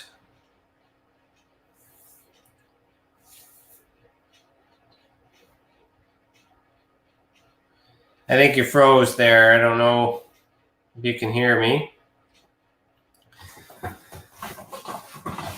Just to provide context, what I was kind of speaking to was that's where the academic community. Sorry to interrupt there, Ryan. I lost you for about, I don't know, maybe not quite a minute, but close to it. Yeah, it's okay. I lost you too. I was just filling space. So the reason why I was saying that is to bring out a point that, like, me as an investigator, that's kind of on the academic side of things. That's why I'm thinking that way, because I like the evidence helps us support other experiencers that may be experiencing the same thing as you. But it makes a good point that the academics who do all those science things have to be intrusive and studying and get really right into that. And if you're looking at them as people, as species, as biological entities with feelings and emotions, no wonder they're giving you all the attention, because you're not bugging them, right? And then that's where it becomes difficult in the science community, because it's hard to just believe that without the evidence, and then that becomes this huge social thing. Where's the middle ground? Where someone could get evidence without being pushy or without making them uncomfortable. Well, it does happen. There's something about cameras. You're not going to get an image if you're trying to film them. They don't appreciate that, from my understanding. Audio doesn't seem to be a problem because there's no visual there. Like I said before, I used to put up trail cams at the beginning of this. I stopped doing that shortly into the situation that I've been involved with for the past 8 years. Once I started seeing the intelligence I was dealing with, science, it basically comes down to personal experience, getting out in the field, not sitting in front of a computer going through countless reports or whatever. It comes down to getting in the field, persisting with a with the right approach and having firsthand experience on multiple occasions and starting to see and starting to develop and see what I'm speaking about, their paranormal abilities, their minds speak, their ability to physically have contact with us, physical contact without visual, their ability to give activity indoors. This just it comes down to it's time consuming. It takes a long time. This isn't something that happens overnight. I've watched this unfold, and I see their behavior, and they don't rush things. They have the patience of a rock, these people. And so our YouTube member Angela had validated that too, saying that she sees more in the sky when it's just her. No phone, no cam, just me. So there's that. There's that, and that's good. That's good. It's just tough for me because I'm like, I want the data. It's really hard. So that's good. Let's talk history. What do you know about ancient Sumerian mythology? Do you know anything about that? I haven't really delved much into that. As far as Sumerians, I know it's basically the oldest language. It's not something they really teach in school. They avoid a lot, when it comes to school. They don't teach about TESSA or that sort of thing. They tend to avoid all the stuff that gets us close to the truth. So you wouldn't know what Enkidu is. Does that name sound familiar to you? No. I'm going to show you a picture. This is why I was asking too. And it might be good for some research after the fact, because Enkidu here. This is an ancient sculpture from back in the day. But essentially, what Enkidu was the companion of a king called Gilgamesh. And this individual was described as a hairy man that possessed the ability to be telepathic, to do all these characteristics, everything that you mentioned tonight. There is an epic, it's called Epic of Gilgamesh, where Enkidu was his companion. And they fought side by side, and it's a really beautiful poem, epic, or whatever you call it. I would look into that if you're not familiar with that. But that to me, Enkidu is the link for me, anyways. That could validate the possibility that this has started from the beginning. Because remember how they had told you that they've been around forever. They've been around since the beginning. And if Sumerian mythology, if the Sumerians are the first people, and there's written scripture around walking with a Bigfoot, Sasquatch type being that is telepathic, then there's that link to you now. So it's in the history. Yeah, I understand. Hairy wild men, basically, they are written throughout antiquity. It dates back thousands of years, and this has come up again and again throughout our history. And from my understanding, like I said, we are in the midst of an exposure of their people to the human race. I think it's going to happen in my lifetime. I think that we're going to see some big things come down the pipe as far as both UFO, ET, and Sasquatch are concerned. It's all connected. So, and if they reveal one, they got to reveal it all. So, yeah. There was one time that Dimitri had mentioned to me, use the term Bigfoot Gate, because he was convinced there's a cover-up, as am I. This is suppressed at whatever level it is. There are certain people, I believe, that are pulling strings, that are well aware of Sasquatch and that they have these abilities, and that there is a connection to the whole UFO ET phenomena that's always been happening around us. And as you mentioned, watching the Stephen Greer latest, I also watched that yesterday, and that was spot on, very interesting, and I'm in complete agreement with it. And I guess we'll see what happens. Yeah, no, I agree with you too. So we watched it just before the show. That's why I was late to the check-in. A very interesting twist. For those of you who haven't seen it, I would recommend it. I don't recommend many things in this thing, but that perspective, that's a lot of, because it's a lot of things put together in sequential that have already happened. He's not really saying a bunch of new things. He's just displaying things that have already happened in a very good order. That makes a lot of sense. I don't want to ruin it for anyone who hasn't seen it, but and basically, what's going on? We're having technology suppressed that can literally change the world overnight and heal, the human population, just rid of poverty and just. They want to be able to industrialize it. They want to make money, so we're going to get it. That's the thing. It's just not before they figure out how to tax it. Yeah, they want to control everything, and in the meantime, they don't care who they kill along the way, and or the destruction they cause the earth, and when. In the past, all this UFO stuff really started happening when they started blowing shit up on a grand scale. And apparently that is having an effect in other dimensions where these other races, whatever, exist. Mm-hmm. There's a lot more going on around us that is unseen. That sometimes I tell people, it's probably just like that Star Wars bar scene.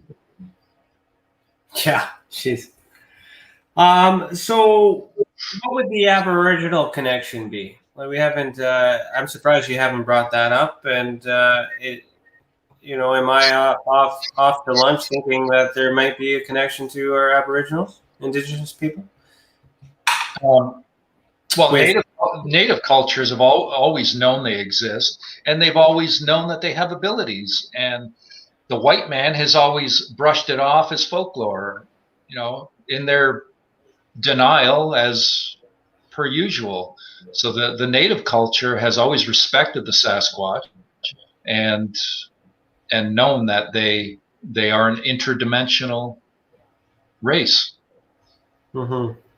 As far as Aboriginals, that would be Australia way, and Australia has the Yowie.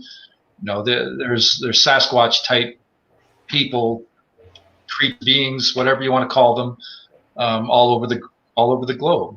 China has the Yeren, the Almasty out in Russia, or the Snowman, the Yeti. They're everywhere. These are all intellectual, telepathic beings. I don't know. You don't know? I know what I experience, and then I'm told certain things, answers to questions.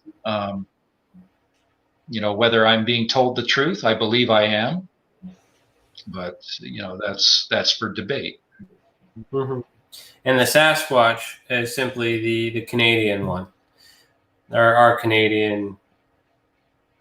Yeah, it tends. That's the term we tend to use here. Sasquatch, Sabe. South of the border, they use the term Bigfoot, which I'm not too fond of. Kind of demeaning. Well, see, that's too literal. Like, it doesn't, like, it just means it has big feet. So, like, it doesn't say it's like an ape or indicate any fur or anything on it. It could be anything. It could be a human with a big foot. Yeah, like I use that term once in a while myself. I try to use it in a respectful way. I do respect them very much, and I hope that this continues for the rest of my life. I don't ever want to screw up my contact, right? This is something that I wish to develop and hold on to for, till my last breath here. Have you ever had any of your events or sightings or visits on First Nation property, like on reserves or anything like that? Have you gotten that close to the culture? No, I'm not really visiting reserves. Sometimes I drive through them, on my way somewhere, but not really. I haven't really had much contact, with the native culture throughout this. Some I have. I actually did an interview in Yakima, Washington, a radio interview with. It was on a native reserve radio station, so that was pretty interesting. Bob Gimlin was actually in that studio at that time. I've been trying to get a copy, but still haven't gotten that because a bit of nostalgia there with that interview. So. Cool. Okay. Any of you guys in the YouTube chat have any questions? Ask them now because we're down to the last 15 minutes. This has been great. Anything off the top of your head that you want to share that we haven't covered? I think we pretty well covered everything. There's a couple of UFO incidents that happened to me. All right, let's get into that. Let's do that. Tell me about that. So the first one, I was driving north on the 400. I was just north of the top end of the city in Toronto. Paterson is on my left there. And what was interesting in both incidents, the conditions were just prime. And I've found that, when these high evolved beings present themselves, they tend to do things in a way that leaves no doubt, right? So anyways, I was driving north in the 400. I don't know, there's 6, 7, 8 lanes there, whatever it is. About 4 or 5 lanes over. There was a transport with a trailer just ahead of me. There was a vehicle behind that. They were in the lane on my left side. We were doing about the speed limit, maybe just over.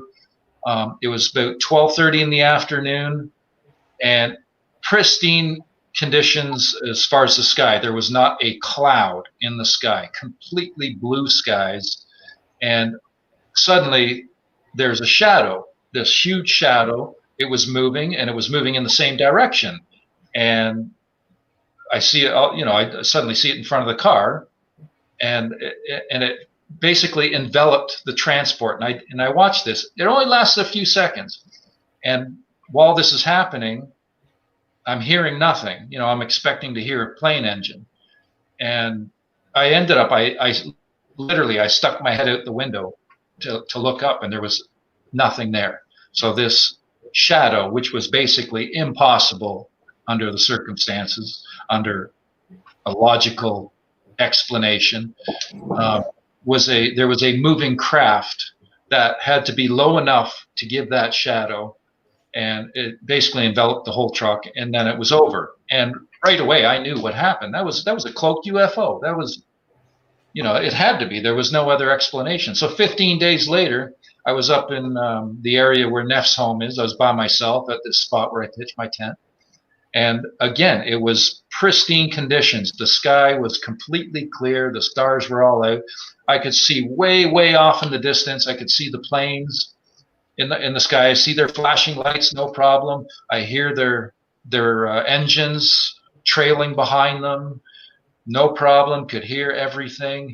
It's one of those, you could hear a pin drop, still nights.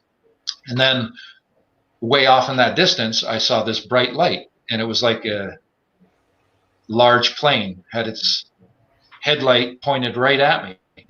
And almost immediately I noticed that there was no flashing light on this thing.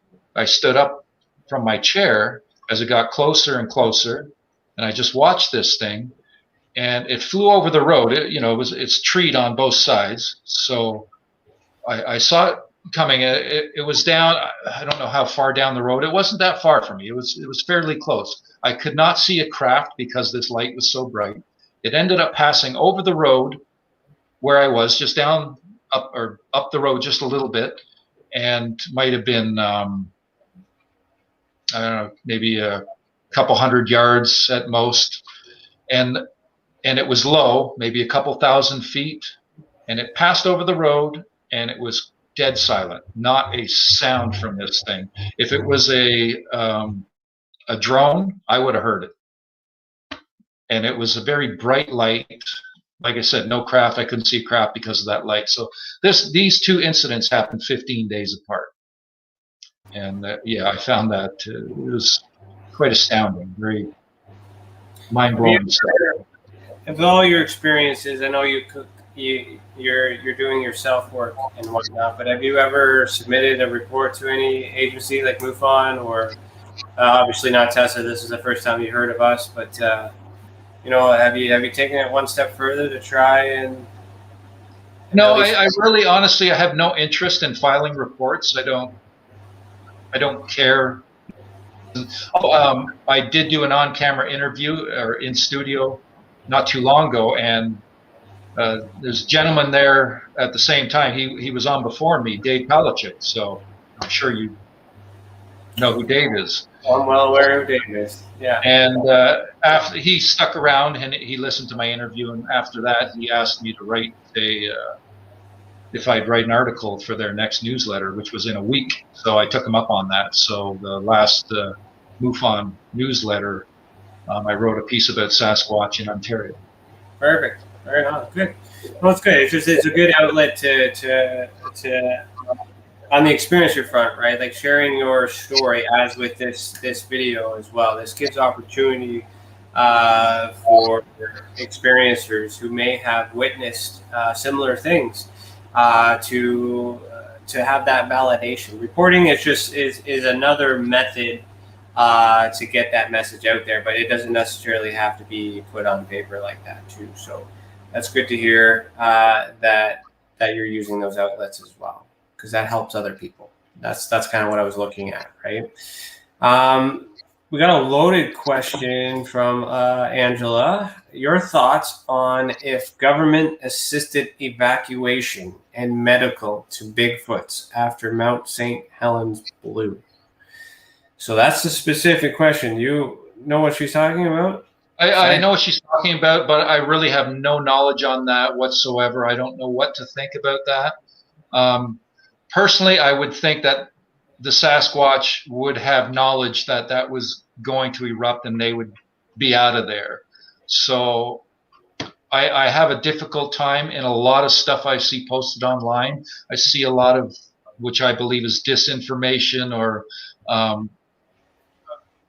just from my experience and from the experience of many others. These are spiritual beings that are very aware of the environment. They are literally one with the earth. They are so connected to nature and the earth. So I personally, I have a difficult time believing that they would not know that's coming and stick around and allow themselves to, be harmed. Okay. Thanks, Angela, for that question. There was another one. Lee asks, how is your feelings on Todd Standing's research? So Todd Standing, another Canadian. I think he's in BC, right? And he's that guy that went to BC court, right? I know who Todd Standing is. I'm well aware of that. I'm actually good friends with somebody who worked in the field with him for 3 years. So I know a few things that most people probably don't. But as far as his research goes, I'll just say I took some photos to the cottage once and asked about them. And I got the response that I expected I was going to get, because I understand how difficult it is to gain a visual on them. They know when you're coming, right? And I have trust. And it's while I know that Todd has had activity, there are certain things that I'm not convinced of. I'll just leave it at that. Yeah, no, okay, that's fine. As I guess different perspective, but still in the same wheelhouse of everyone trying to get answers in different ways, you know. Would you, like, I know everything's been telepathic, so is it? Oh, I have to interject there. Like, what do you mean everything's been telepathic? Because it hasn't. Well, okay, sorry, okay, correct myself. Not everything, but the majority. Okay. Yeah. So physical movement of items, though, right? Have you seen it with your eyes? Is what I'm trying to say. You have the audio recording. Yeah. Actually, they finally, after hundreds and hundreds of marbles, held one in front of my face at about arm's length, and I got to watch it push through empty space and drop to the floor in front of me. They did that 2 visits in a row. I was running audio outside. You hear it hit the floor, and then you hear my reaction, and so there is a lot of physical stuff that goes on. You know, and that's where the interdimensional aspect comes in too. So you've seen that through those mediums as well. You've seen them pass through both dimensions. I guess in those instances, I'm just trying to get a visual from a guy who's never had any experience with Bigfoot, Sasquatch phenomenon, whether it's science or not. I'm just trying to understand how they are, like, you know, why they're the way that they are. So that's why I'm asking that question as well. They're very, like I said, they can be extremely subtle. They're very patient, and they love to mess with us. And they love the element of surprise. They will always catch you off guard every time, 100% of the time. This is part of their behavior and how they interact with humans. They might come up to the edge of your camp and scream, and good chance you won't see them, or maybe you'll have a dream and they might show up that way, and you know, and you'll have an understanding that there's something more to that. Maybe you'll have something after this. Who knows? Yeah, you never know. Like, it's also interesting too. Those were 2 other characteristics to the Enkidu scenario too, with the Epic of Gilgamesh. I do recall that Gilgamesh, while he was sleeping, he first made contact, and that's when he connected with Enkidu. After that, also Enkidu was known to be a trickster and a joker, and to cause some stuff. And you mentioned that earlier, that they're known to be like that too. So there's a lot of parallels there, and you know, I just find it fascinating because I love the history. I believe that's ancient Sumerian mythology is the origin. So that's got to be where it all came from. So that link that far back, matching for me in real time, having this discussion, it's just blown me away. So I appreciate all this. Thank you so much. I believe we are in the midst of reveal by their people because of where we're headed. If we don't make a change, you know, we are destroying everything. We're poisoning everything, and you know, they are one with this earth. This is their home too, and they live in balance with nature, and we do not. So we've now gotten to a point where the destruction we're causing, it's you know, it's not good. We're headed towards, you know, whatever that may be, which is not good. And I believe that they love our people. They love us. We are connected to them, and they want us to wake up and change our ways and connect to the earth, you know, connect to nature. And I find the more I am in nature, I come out of there always just love it. I feel the energy. You can feel nature. It's a beautiful energy. It's raw. It's source energy. It's different when you go into the city. It's you know, I've grown very disconnected from that aspect. Mm-hmm. I understand. Hairless Primate asks a good question. I can't believe I didn't think of this earlier. How do Sasquatch people feel about dogmen? I've not asked them about dogmen at this point. It's something that I do plan on doing. Trying to get some information on that. Like, I believe that's where the whole werewolf lore comes from. But there's a lot of negativity and just negative posts and reports about people speaking about this, and like they think they know something, when in actuality they have zero experience with it. It's just jumping on a bandwagon of negativity because of something's unknown and maybe looks fierce, or And this is a different really species. know nothing. It's just not the same. Totally different species. I don't know. I don't know. If I had experience with that, I would say that. I have had a couple incidents that are canine, that seem canine, sniffing at my tent wall telepathically too. A telepathic snarl that sounded very dogmanish, if that's what it was. I don't know, but some very scary moments throughout the years, but no harm has come to me. I'm still here. Well, that's good. Yeah, that's the other thing too with the Greer movie too, or documentary. Pardon me, was the emphasis that the extraterrestrial, whatever it is, and if we were to put these guys in that category, the others, they want peace. They're not causing harm, and this threat narrative.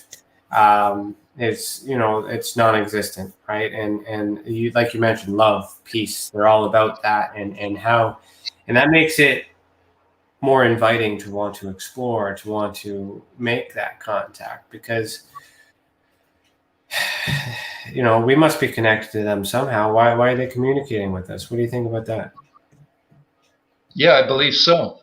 I believe there's definitely a connection there. I think we've been watched the entire time we've been here as humans, and it's literally written on cave walls, basically depicting UFOs and ETs.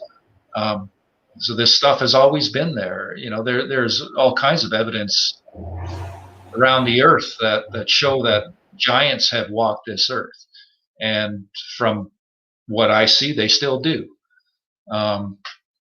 It looks like at one time there were giants that could have been 30 plus feet tall. Does that still exist in another dimension? I don't know. I do know that there's a member in Neff's family that has a 21-inch print who was photographed, and then I went and stood in the same spot the next visit. That put him about between 11 and 12 feet tall. He was hunched about 11, so he's roughly about 12 feet tall. He had a 20-inch print in 2008, and in this past winter he showed it 2 nights in a row at 21 inches. Neff's is now 16 inches, and there's other family members, bigger prints, between 18 inches. They're a large people. Right. Sorry, I didn't realize I had my mic up. That's interesting too, with the age as well, right? So that's how you're measuring their age, or over time. Is that what you're trying to say with the prints getting bigger? Well, there was something given to me this past winter, which was just awesome, because Neff tends to have his little sister with him. Her name's Anastasia and Nefertia, and she has a 9.5-inch print now, and she is 12 years old. So she was 4 when this started. He was 17. She's now 12. He's 25. So they both showed their print during one visit.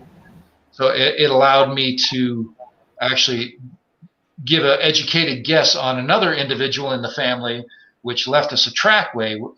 When the big guy left a print at the same time, there was a young one, young male, I believe it was a male, that left a short trackway, and I placed him about maybe 14, 15 years old because of the size of his footprint.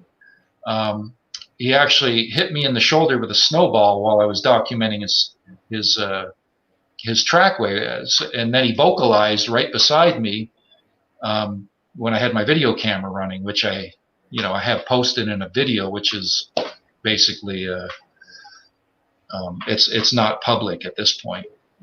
But yeah, so little things that they've given like that, slowly I get to gain some insight into their growth and that sort of thing. How much they grow. And yeah, so I've been documenting this family over the past 8 years. That's interesting. It's good because then you can prove the aging, the evolution, the growth, and all that other stuff through the continual investigation over time. So that's good. I like that. And they know what's going on. They know what I do with all this information. Why one foot though? Why is it only the 1 foot? How come not both feet?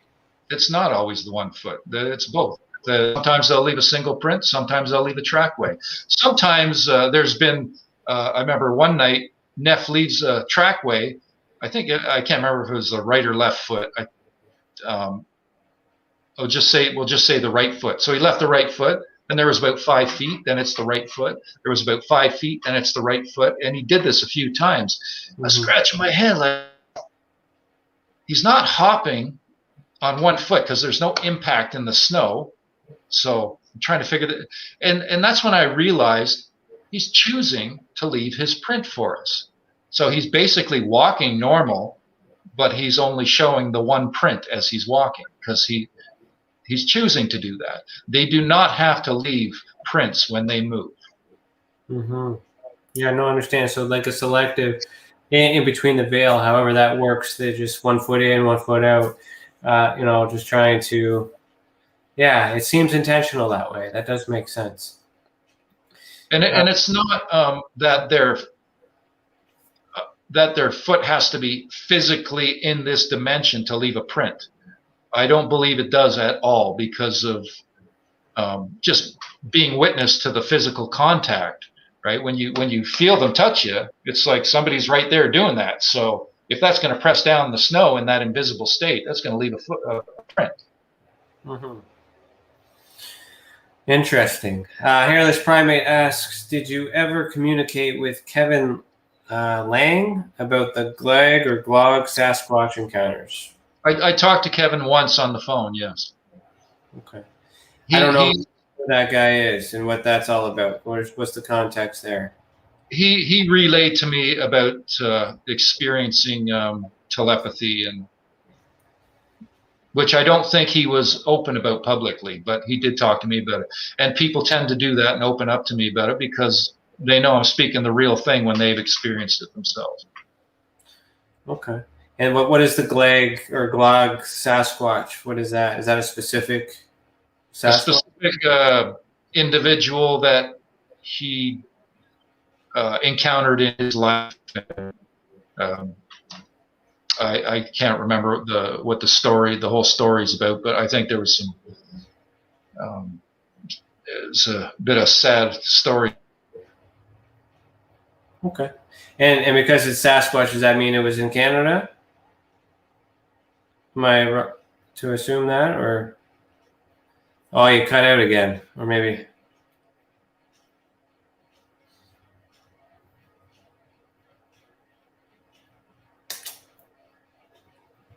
There you are. Yeah, I don't know what happened there. Sorry about that. I'm not in a great spot here. I got Wi-Fi too. I'm surrounded by woods, so I got some spotty Wi-Fi going on. It's all good. We're almost through it anyway. So with it being Sasquatch, am I wrong to assume that that's in here in Canada, or with the title of that? I'm sorry. With that encounter with Kevin Lang, the Glag Sasquatch. Oh, that was no. He was in the U.S. Okay. All right. So that term is used in both countries. I'm just trying to understand the difference, because that's the thing in this field. These are labels, right? We want to get down to the characteristics of these, but I guess it's different species, right? I'm just trying to understand the whole thing on the phenomenon. I don't think it's different species at all. I think it's just there are people, and they vary individually, as we do, although they have a collective that I don't think there is lies among their people, because they can't lie, because all the others would know. They're telepathic ability is just astounding. Like myself, I don't get mind speak all the time. No, I've had a few instances over the years. I've had different incidents of telepathy that has been both visual, words that are felt, not heard, mind speak that is very loud and clear. So it comes in different ways. It's not just telepathy is not just one specific way. There's different aspects to it, how it can show up. Okay. Right on. So we're at the end of the show. How can people find you? You mentioned several times about posting stuff online. So where's the best way for everyone to follow you from home? Well, I have my YouTube page, Sasquatch Ontario, and I also have a website, sasquatchontario.com. Anybody wants to email me, sasquatchontario@yahoo.ca. There's a contact page on my website as well. So, and like it's Sasquatch Ontario, not Ontario Sasquatch, because that's an organization here in Ontario. They basically adhere to the ape theory for the most part, from my understanding. Any of these organizations that get involved in this, they tend to shy away from the paranormal aspect, the real stuff, which is sad because, they're denying themselves the greater understanding of what's really going on here. Okay, great. Just want to check the comments here.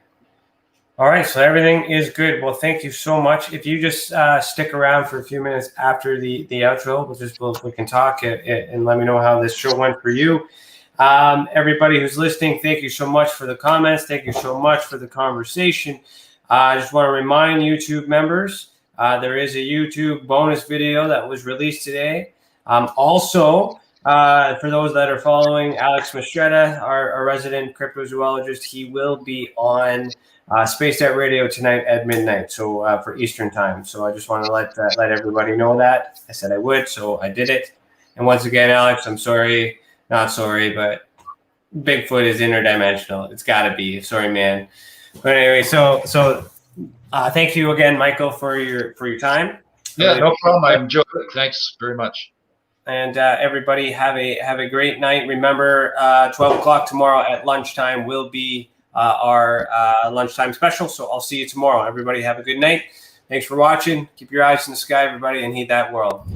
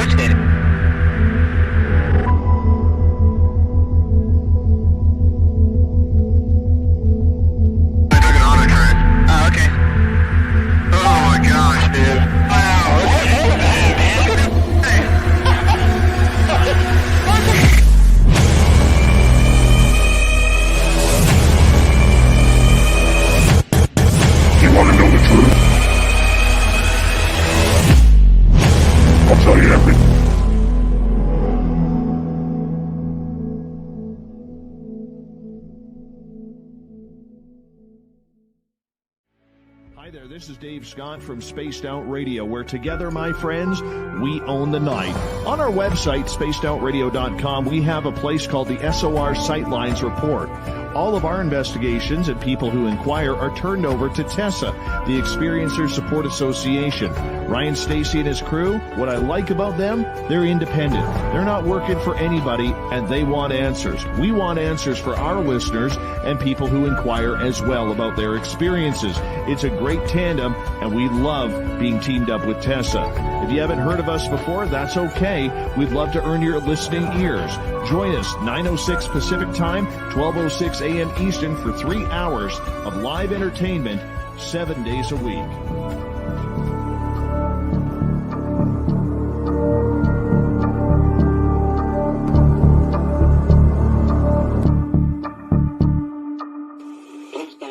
For further details, we return you now to your regularly scheduled program.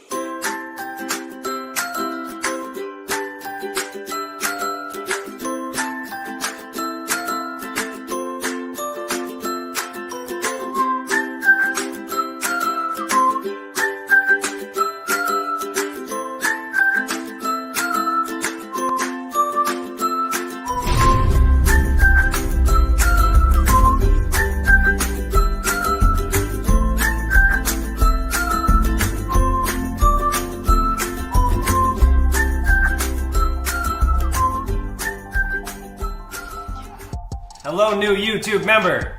Guess what? You've just unlocked bonus content that no one else has seen before, and you get exclusive access to some neat features. If you join the Experiencers Anonymous tier, you've unlocked loyalty badges which will appear next to your name when you join us live during any of our videos. The longer you stay with us, the cooler the badge will be. Also, you get to use these cool custom emojis that we made just for you. You also get to access our private Discord chat where we can communicate all the time privately. All you have to do is email us at admin@tessacan.org. Let us know you want in on the discussion and we will send you the link directly to Discord. This tier also unlocks early access to new videos, behind the scenes and blooper footage, as well as some exclusive videos made just for members. All that for $2.99 Canadian a month. If you join the unclassified tier for $4.99 Canadian, you would get everything I just said, plus extended footage of some of our featured videos, a discount to our merch store, and so much more. If you are a member of the unclassified tier, email us at admin@tessacan.org and let us know, and we will send you a discount code for the Paranormal Hangar. All proceeds go back into the mission and help us create educational content for you and the rest of the world. Thank you for being a part of that journey. There are lots of perks, so make sure you check that out. Also, you can use this tab to share and communicate with Tessa. That's it. Unless you have a better idea.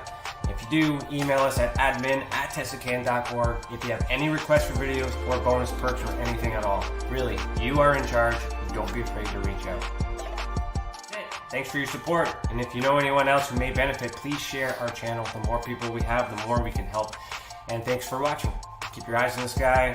Say it with me. Say it, Tim. Heed the world. Heed the world.